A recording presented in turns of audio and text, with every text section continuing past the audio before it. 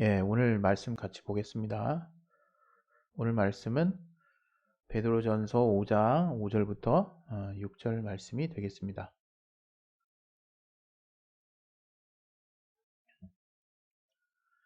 베드로전서 5장 5절부터 6절. 예, 우리 짧죠? 예, 우리 같이 한번 우리 합독하도록 하겠습니다. 시작. 젊은 자들아, 이와 같이 장로들에게 순복하고 다 서로 겸손으로 허리를 동이라. 하나님이 교만한 자를 대적하시되 겸손한 자들에게는 은혜를 주시느니라. 그러므로 하나님의 능하신 손 아래서 겸손하라. 때가 되면 너희를 높이시리라. 아멘. 예, 오늘 또 이 말씀 통해서 하나님이 또 우리에게 필요한 또 꼭 우리에게 또 정말 합당한 말씀으로 우리가 들려올 수 있도록 우리 마음밭을 열어주시고 또 우리에게 들을 길 허락해 달라고 각자 예수여 한번 하씩 기도하겠습니다. 예수여! 하나님 아버지, 우리를 도와주시기 위해 주시옵소서. 성령으로 역사해 주시고 도와주시옵소서. 하나님이 함께 하시는 귀한 은혜가 우리 안에 넘칠 수 있도록 아버지 도와주시기 위해 주시옵소서. 성령 충만하게 해주시고 도와주시옵소서. 주께 참으로 감사하며 예수 이름으로 기도했습니다. 아멘. 예. 정말 요즘 같아서는 이렇게 시간이 정말 되게 금방 가는 것 같아요. 그래서 이 시간을 또 붙잡는 게 참 쉽지 않구나, 이제 이런 생각이 정말 들거든요. 그래서 여러분이 이럴 때일수록 여러분의 주변을 잘 돌아보시고 우리가 사실 삶의 규모가 커질수록 돌아볼 것이 많거든요. 그런데 제일 먼저 우리가 해야 할 일은 하나님 앞에서 우리의 마음을 다잡는 일이에요. 우리가 뭔가 이렇게 해야 될 일들에 대해서 막 정신없이 이렇게 하다 보면 꼭 놓치는 일이 있고, 또 어떤 경우에는 이렇게 우리 뜻대로 안 되는 경우들이 많이 있잖아요. 그런데 이제 제가 이렇게 삶을 살면서 이렇게 하나님이 주셨던 깨달은 교훈 중에 하나는 이렇게 뭔가 바쁘고 할 일이 많을 때일수록 정말 하나님께 돌아가서 하나님으로부터 평안을 얻는 것이 가장 빠른 길이구나 하는 것들을 이렇게 정말 새삼스럽게 더 구체적으로 하나님이 이렇게 깨닫게 해주시는 것 같아요. 그래서 여러분 삶이 요즘 많이 바쁘실 수 있고, 또 우리 또 코로나 때문에 여러 가지로 이 급변한 환경에 여전히 좀 마음에 또 낙담이 있으실 수도 있지만, 그런 모든 가운데서도 항상 하나님으로부터 쉼을 얻고 하나님으로부터 또 새 힘을 얻는데 여러분이 항상 자신을 먼저 돌아볼 수 있기를 예수 이름으로 축원드립니다. 오늘 이 말씀은 우리 모든 그리스도인이 가장 또 집중해서 이렇게 항상 마음의 중심 가운데 두어야 하는 그런 주제라고 생각합니다. 오늘 하나님이 우리에게 주신 그 설교 제목은 여러분에게도 말씀드렸지만, 예, 겸손으로 허리를 동이라, 뭐 이런 말씀인데, 그러니까 참 겸손이라고 하는 그 부분에 대해서 오늘 또 같이 한번 나누려고 합니다.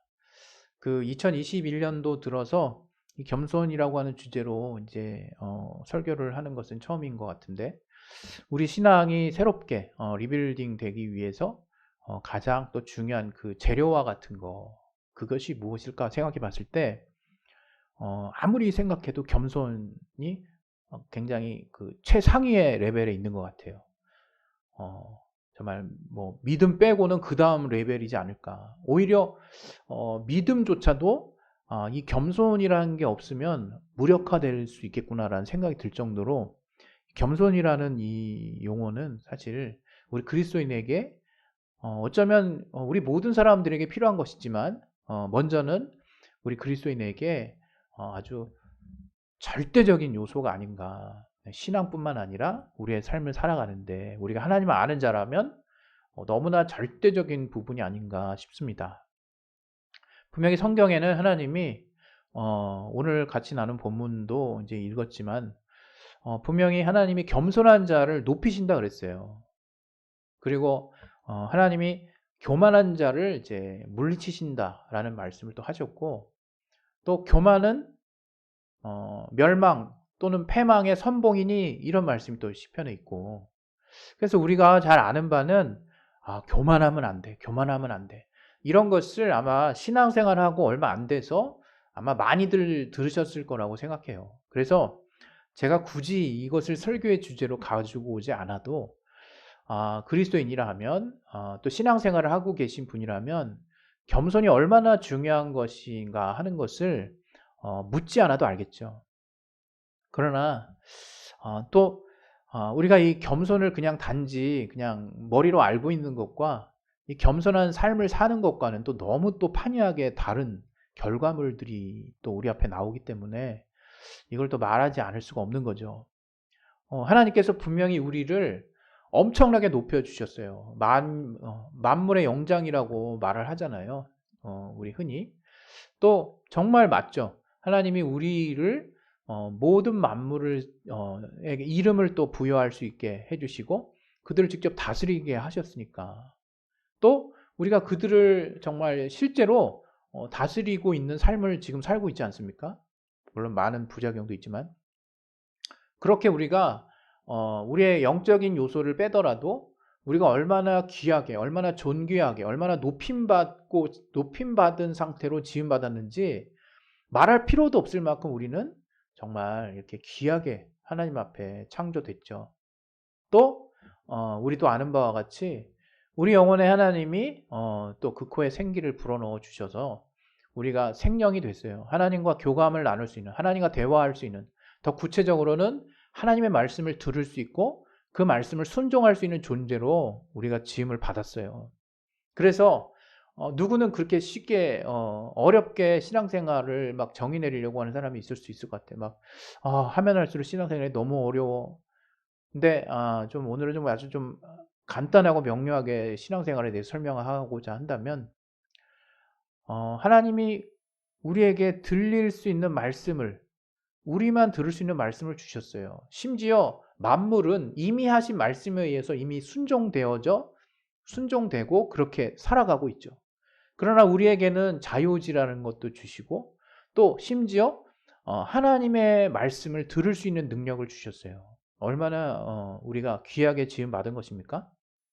그랬는데 그런 어떤 우리의 정말 특별한 위치임에도 불구하고 우리는 신앙생활에서 절대로 놓지 말아야 될 게 겸손이라는 거죠. 참 신기한 것은 하나님이 우리를 얼마나 높여주셨나를 내가 어떻게 정말 바라보느냐에 따라서 내가 정말 심하게 흔들리기도 하고 또 엄청난 은혜를 받기도 하거든요. 우린 정말 하나님의 말씀대로 너무나 정말 이렇게 귀하게 존귀하게 지음 받았어요. 그런데 성경은 계속해서 우리에게 뭐라고 얘기하고 있냐면 겸손하라고 얘기하고 있거든요. 심지어 빌립보서 말씀에는 우리가 잘 아는 말씀처럼 그 하나님의 아들 되시는 예수께서도 죽기까지 자신을 낮추셨더라고, 아버지 앞에. 그렇게 표현되어 있거든요. 그래서 우리가 신앙생활하면서 절대로 잊지 말아야 될 한 가지가 뭐냐라고 했을 때 당연히 믿음을 얘기하시겠죠. 근데 그 믿음을 믿음되게 할 수 있는 비결이 바로 또 이 겸손에 있거든요. 그러니까 여러분, 겸손하지 않으면 우리는 은혜 받을 수 없습니다. 겸손하지 않으면 하나님의 말씀이 들려오지 않아요. 겸손하지 않으면 우리가 하나님이 우리에게 주시고자 하는 신령한 것들을 우리가 받아낼 수가 없습니다. 너무나 중요한 하나님의 것을 우리가 받아들이는 그 바로 가장 첨단에 있는 그 관문이 겸손이라고 하는 관문이에요. 그래서 이것은 이유도 묻지 않고 우리는 사실 겸손할 필요가 있어요. 신앙생활이 단순하게 뭐냐? 하나님 앞에 무릎 꿇는 거예요. 오늘 이 겸손하다라고 했던 이 쓰여진 그 단어에 이게 타페이노라는 헬라어를 썼는데 저도 좀 익숙치 않네요. 이게 낮게 하다, 또 천하게 하다 이런 뜻이 담겨 있어요. 또 오늘 설교 요약문에도 이제 여러분 써놨지만 이 겸손이라고 하는 그 단어가 의미하는 여기 겸손 타페이노 프로시네의 합성어라 그래요. 그게 이제 어떻게 이제 의미가 쫙 쓰여져 있냐면 바로 작게 만들다, 욕을 받게 하다, 미약하게 하다, 비천하게 하다, 상하게 하다, 좌절시키다, 복종하다, 뭐 이런 뜻들이 담겨 있어요. 어떻게 쫙 이 겸손이라는 어떤 그 헬라어 원어의 그 뜻을 여러분 쫙 한번 들어보시면서 느끼시는 바가 어떻습니까? 굉장히 사모가 되십니까? 아, 나도 상하게 됐으면 좋겠다. 나도 좌절됐으면 좋겠다. 나도 비천하게 됐으면 좋겠다. 나도 미약하게 됐으면 좋겠다. 나도 욕을 받는 사람이 됐으면 좋겠다. 나도 작게 됐으면 좋겠다. 이렇게 여러분, 혹시 여러분 중에 이런 기도 제목을 가지고 늘 이렇게 주님 앞에 나아가시는 분이 있습니까? 많지 않을 것 같아요. 주로 우리의 기도 제목의 그 상위 리스트들은 뭡니까? 이렇게 되게 해주세요. 저렇게 되게 해주세요. 이거 정말 돈 이렇게 해서 돈 많이 벌게 해주세요. 많이까지는 아니라도 해결돼서 잘 되게 해주세요. 물론 우리의 기도의 핵심에 우리의 안위와 우리가 잘 되는 것을 놓고 우리가 기도하지 않는다면 그것 또한 이상한 기도죠. 그렇지만 주기도문에도 하나님이 우리에게 가르쳐 주신 기도가 있어요. 무시로 기도하라고 가르쳐 주신 기도. 그게 주기도문이잖아요. 오늘 예배 때도 주기도문으로 시작했죠. 하늘에 계신 우리 아버지, 이름이 거룩히 여김을 받으시오며 나라가 임하옵시며 뜻이 하늘에서 이룬 것이 땅에서도 이루어지다. 이렇게 이제 시작하거든요. 그게 뭡니까? 하나님의 뜻이 뭔지를 우리가 알아야 되는 거죠. 하나님의 뜻은 정말 하나님을 마음과 뜻을 다해 사랑하고 내 이웃을 내 몸과 같이 사랑하라는 게 우리가 대표적으로 알고 있는 하나님의 뜻이에요. 그것이 이 땅에서 이루어지게 해달라는 거예요. 여러 가지 이 뜻이 그냥 뜻이라고만 나와서 여러 가지로 해석되고 거기에 수긍하기도 하고 우리가 많은 형태의 주기도문에 관련된 해석을 들었지만 그냥 아주 그냥 뭐랄까요, 단순하게, 그리고 우리가 명확하게 알고 있는 하나님의 뜻과 관련해서 딱 그냥 적용시켜서 우리가 기도를 항상 해야 된다라고 본다면, 하나님이 이렇게 기도하라고 시켰다면 그 기도의 최상위에는 하나님과 이웃이에요. 그것이 끝나고 나서 비로소 뭐가 됩니까? 일용할 양식을 달라는 거예요. 또 일용할 양식을 채웠으면 일용이라는 게 뭡니까? 하루에 필요한 양식인 거죠. 돈 많이 달라는 게 아니라 그 하루에 필요한 양식을 달라는 기도로 또 우리의 안위와 관련해서는 시작하고 있어요. 그리고 더 나아가서 또 어떻게 됩니까? 내가 다른 사람을 이렇게 용서해 준 것과 같이 다른 사람도 나를 이렇게 용서하게 해달라고 또 이런 기도를 또 하고 있거든요. 그러니까 다른 사람과의 관계, 하나님과의 관계와 또 우리의 이웃과의 관계를 빼먹으면요, 기도가 성립이 안 된다는 얘기예요. 기도가.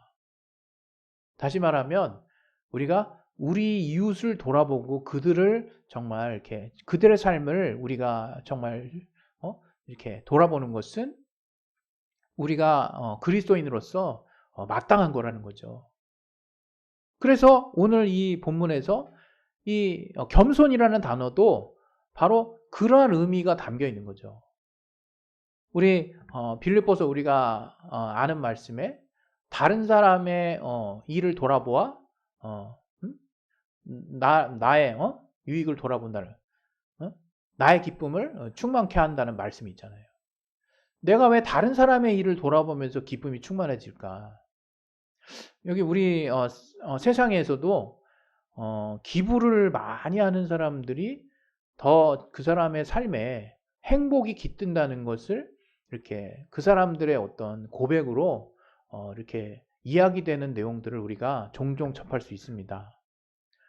또 기부를 이렇게 주기적으로 하시는 또 우리 유명한 연예인 분들도 계시고, 아무튼 다른 사람들을 도움을 통해서 내가 나를 쪼개서 내 시간을 쪼개서 나를 헌신해서 다른 이웃의 일을 돌아보는 걸 통해서 나의 삶이 더 풍요롭게 되고 내가 더 잘 되는 것을 객관적으로 경험한 사람들의 수많은 이야기들을 우린 세상에서 알고 있어요.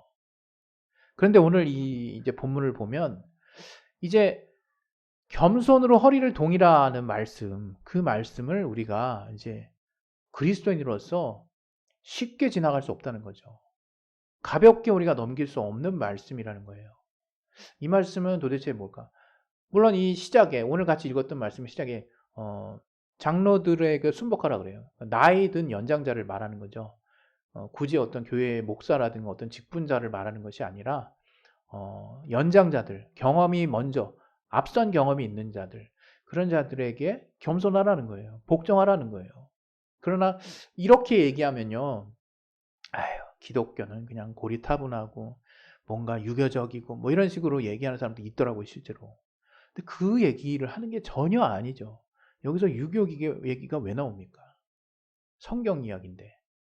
다시 말하면 바로 이 겸손한 거, 우리가 아까 겸손의 뜻 들었죠? 복종하고 낮추게 하고 자신을 낮추고 자기를 좌절시키고 자기를 작아지게 만들고 뭐 이런 것들이 되게 이 시대 사람들이 들을 때는 굉장히 네거티브한 용어들이 많아요.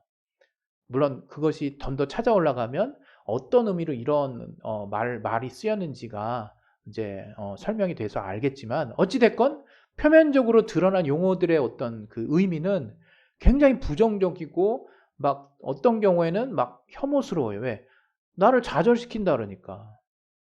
그리고 나를 뭔가 수치스럽게 만들고 뭐 이런 것들의 용어가 담겨 있는 용어가 바로 겸손이라는 단어예요. 근데 이 겸손이라고 하는 이런 용어가 담긴 이 단어, 이 의미를 가지고 어떻게 하라고요? 허리를 동이래요. 허리를. 여러분 우리가 잘 아는 말씀에 에베소서 6장에 진리의 허리띠를 띈다는 말씀 우리는 아마 기억이 나실 겁니다. 진리의 허리띠를 띈다는 말씀. 그래서 진리라고 하는 하나님의 말씀, 특히 그 아버지로부터 그 아들 예수께서 들은, 그래서 진리가 되시는 그 예수께서 하신 그 말씀, 그 진리의 말씀으로 허리띠를 떼라는 거예요. 그 도대체 무슨 의미일까? 대충 딱 감 잡히죠. 뭡니까? 사실 우리가 우리의 육체에서 허리가 차지하는 비중이 얼마나 중요합니까? 제가 이제 젊었을 때는 허리를 쓰는 법을 몰라서 예를 들어서 이런 거죠. 제가 지금에 와서 이제 조금 이제 삶의 지혜 차원에서 이제 알게 되는 거는 뭐냐면 모든 우리 몸의 이제 관절과 이제 허리 요런 부분들은 사실 뭔가 이렇게 운동을 많이 한다고 이렇게 강해지는 게 아니더라고요. 이제 오해하시는 분 이제 많이 생기겠네. 어떤 의미냐면 관절은 그냥 원래 이렇게 왔다리 갔다리 이렇게 움직이도록 하는 부위예요. 그래서 유연한 게 생명이야. 허리도 마찬가지야. 허리도 막 이렇게 뒤로 꺾어지고 고개도 숙여야 되고 막 돌려야 되고 이게 축이 되잖아요. 축 몸을 지탱해 주기도 하고. 그래서 이 허리는 기본적으로 유연한 상태에 있는 거죠. 그래 그 유연하다는 건 뭡니까? 반대로 이게 어떤 단단하고 뭔가 강하고 힘주는 일들에 대해서는 상대적으로 약할 수 있다는 거죠. 그러니까 이렇게 막 관절 움직이는 거를 관절에 역행하는 어떤 강한 힘이 부여되면 관절 부분은 쉽게 힘줄이 늘어난다든가 인대가 늘어난다 그러죠. 그러거나 이렇게 무리가 가면 곧바로 이게 손상이 돼요. 허리도 마찬가지예요. 허리도 저는 뭔가 허리가 운동을 많이 하면 허리가 강해지는 줄 알고 운동 많이 내가 이제 20대 한 중후반에 좀 헬스를 좀 했었던 때가 있었는데 근데 이제 허리가 되게 강해진 느낌이 들더라고 괜히. 그래가지고 뭐 아버지가 뭐 화분 드는 거 시키실 때 뭐 그냥 거침없죠. 그냥 허리에다가 온통 그냥 힘의 중심을 다 두고 확 들었는데 어떻게 돼요? 삐끗하죠. 한번 삐끗. 그렇게 한번 삐끗하면요. 이게 심한 경우에는 몇 년 갈 때도 있어요. 이게 가벼울 때는 몇 주 가고 이게 심하게 이게 허리가 손상이 되잖아요. 허리의 힘줄이라든가 허리 근육, 허리에 이제 주로 허리를 지탱해 주는 이제 힘줄이나 뭐 이런 것들인 것 같아요. 그러면 그거 회복되는데 시간이 너무 오래 걸립니다. 그 말은 뭡니까? 이게 힘을 주어서는 안 되는 부위인 거예요. 그럼 어떻게 힘을 주냐? 그래서 하나님이 우리 신체를 참 신묘막측하게 지으셨다는 게 각종 그 관절이나 이 허리나 이런 약한 부위마다 근육이 생길 수 있도록 하셨어요. 근육은 그야말로 뭡니까? 힘을 줄 수 있는 힘을 줄 수 있는 부위예요.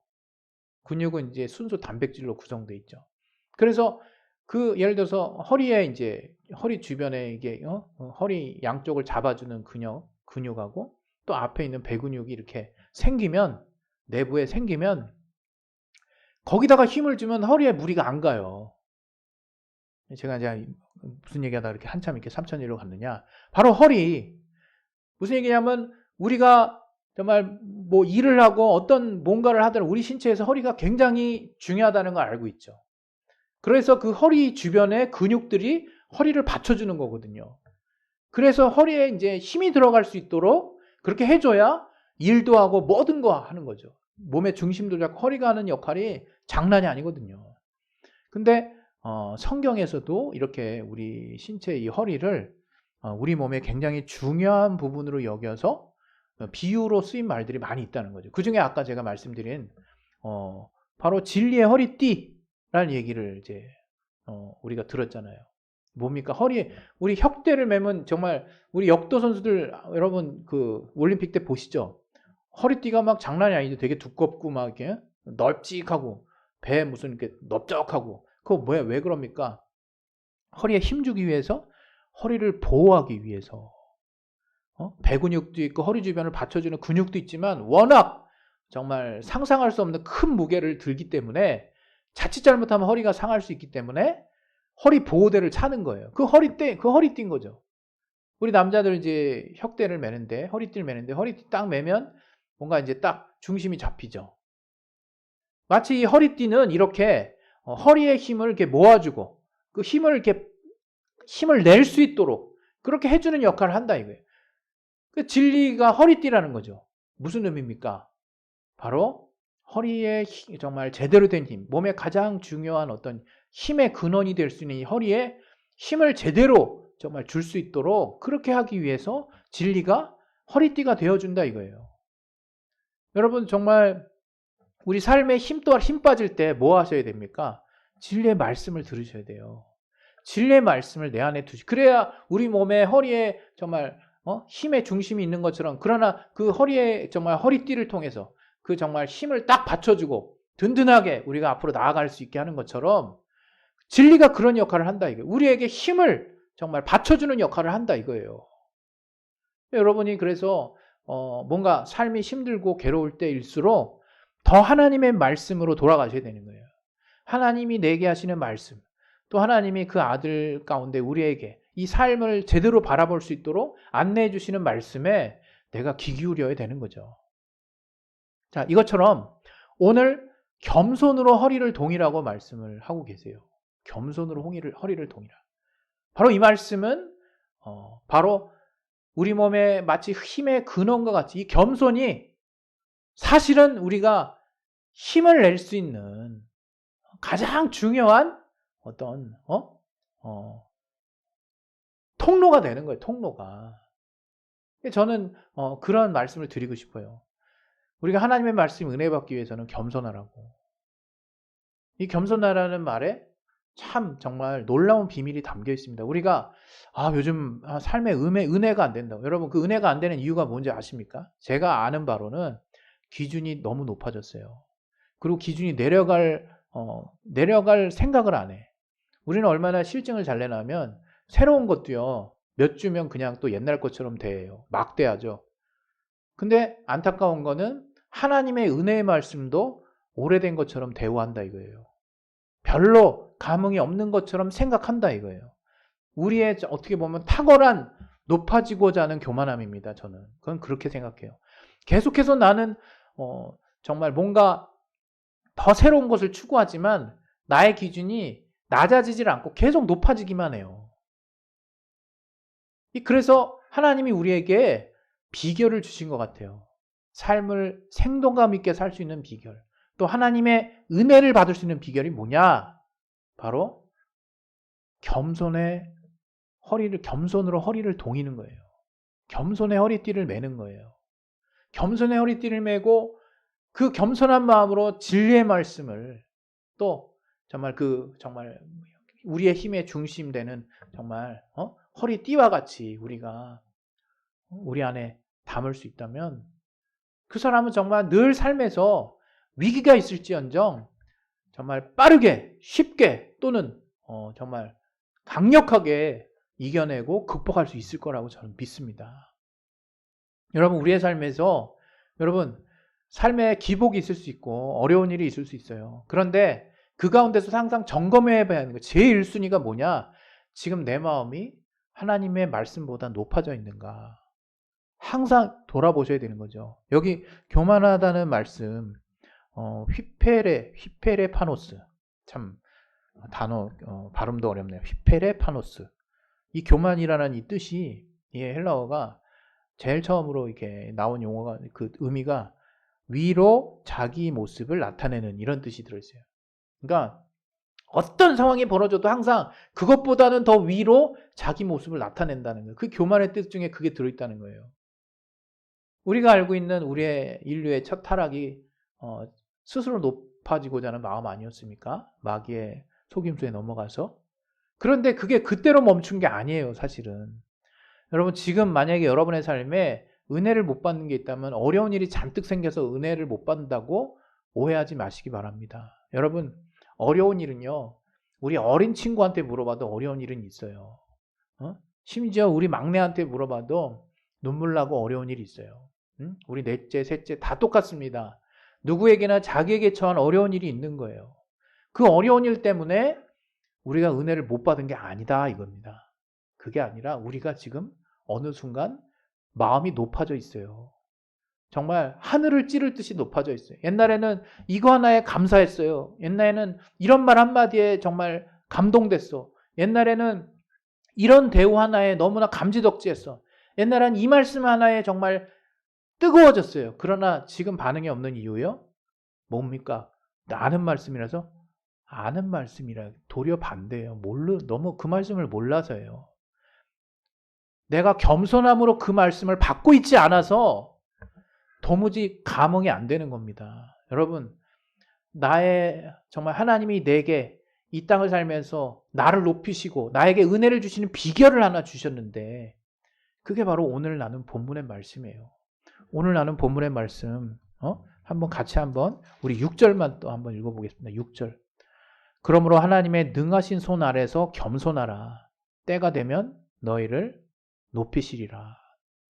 우리 5절 후반부도 하나님이 교만한 자를 대적하시되 겸손한 자들에게는 은혜를 주시느니라. 여러분, 잊지 마십시오. 왜 내게 은혜가 없냐고요? 은혜는 이미 우리 안에 있죠. 그러나 은혜를 바라보는 내 시각이 바뀌었어요. 은혜를 대하는 나의 가치가 바뀌었어요. 여러분, 바뀐 이유가 뭡니까? 나는 가만히 있으면 계속 높아지려고 한다, 이거예요. 그래서 하나님이 장치를 전 두셨다고 생각해요, 우리 안에. 우리를 너무나 존귀하게 지으셨으므로 나 스스로 자만하지 않게 하시려고 계속해서 그 겸손의 뜻이 왜 그렇게 정말 혐오스러울 정도로 정말 비굴할까? 비천하게 나를 낮춰. 왜? 내가 그러한 그 목표를 향해서 계속해서 나아가기를 정말 바라고 있을 때 나는 어느덧 하나님이 내게 주신 말씀의 실제 가치가 뭔지를 제대로 알 수 있게 되는 거예요. 여러분, 우리 주변에 변한 건 아무것도 없습니다. 내가 변했기 때문이에요. 여러분, 내가 변해서 내 주변이 변했다는 것을 여러분 기억하시기 바랍니다. 주님 앞에 우리가 하나님의 은혜를 받고 하나님의 말씀에 우리가 다시금 뜨겁게 반응할 수 있기 위해서는 여러분 겸손하십시오. 하나님의 말씀 앞에 겸손하시고 또 우리의 이웃들에게 대해서도 저가 잘 되고 나를 낮추고 저가 잘 되고 하는 것에 어떤 유교적인 사고방식이나 내가 억지로 참거나 말씀이니까 내가 듣는다, 이런 엉뚱한 시각으로 그 말씀을 받아들이지 마세요.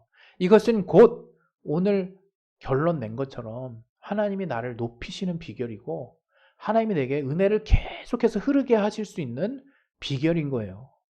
여러분, 겸손은 하나님의 그 신령한 입으로 하신, 내게 명령하신 말씀입니다.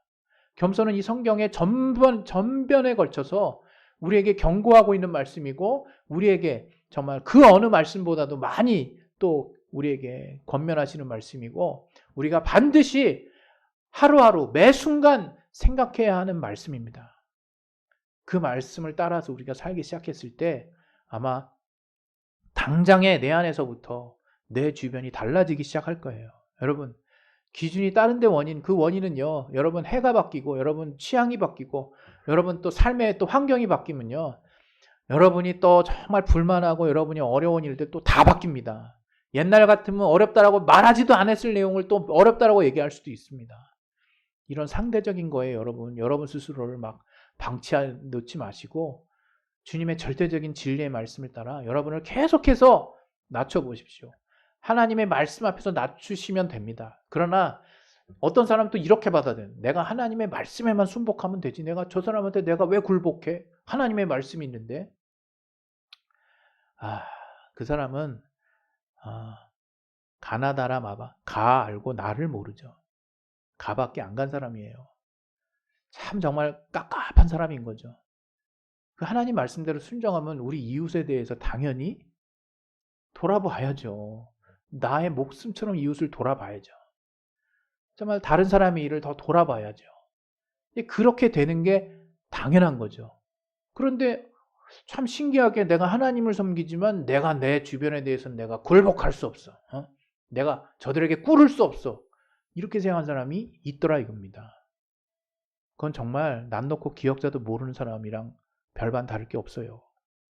여러분 오늘 이 시간에 이제 정말 하나님이 말씀하신 그 우리의 이웃에 대해서 우리가 저들의 삶을 저들을 높여주고 그것은 정말 나보다 저들이 잘났다 라고 그렇게 자꾸 그런 사인으로만 1차원적으로 받아들이고 또 그렇게 또 여겨서 하고 그러니까 내 안에 상처받고 그런 엉뚱한 일들을 생각하지 마시고 이건 하나님의 명령이고 이것은 내가 잘되고 내가 높여지고 내가 은혜 받는 비결이라고 하는 것을 절대로 여러분이 그 동기를 잊지 마시고 그런 은혜 받는 비결이 되는 겸손의 의미 정말 아주 스케일 있잖아요. 막 나를 비천하게 만들고 막 나를 작게 만들고 나를 굴복시키고 복종하고 나를 이렇게 그런 어떤 용어들이 왜 그렇게 해야 하는가 하는 것에 대한 분명한 이유를 여러분이 정말 삶 가운데서 하나님과의 또 이런 순종과 응답 가운데 구체적으로 체험할 수 있기를 예수 이름으로 축원드립니다.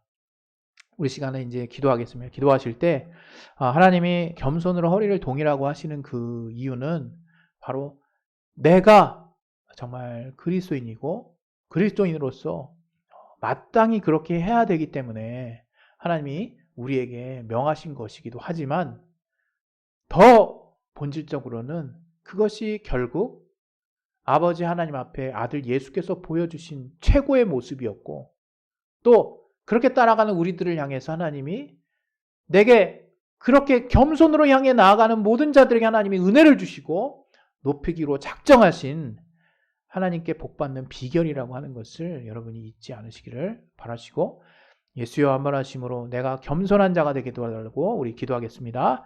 예수여 하나님 아버지 내가 겸손한 자가 되게 도와주시옵소서.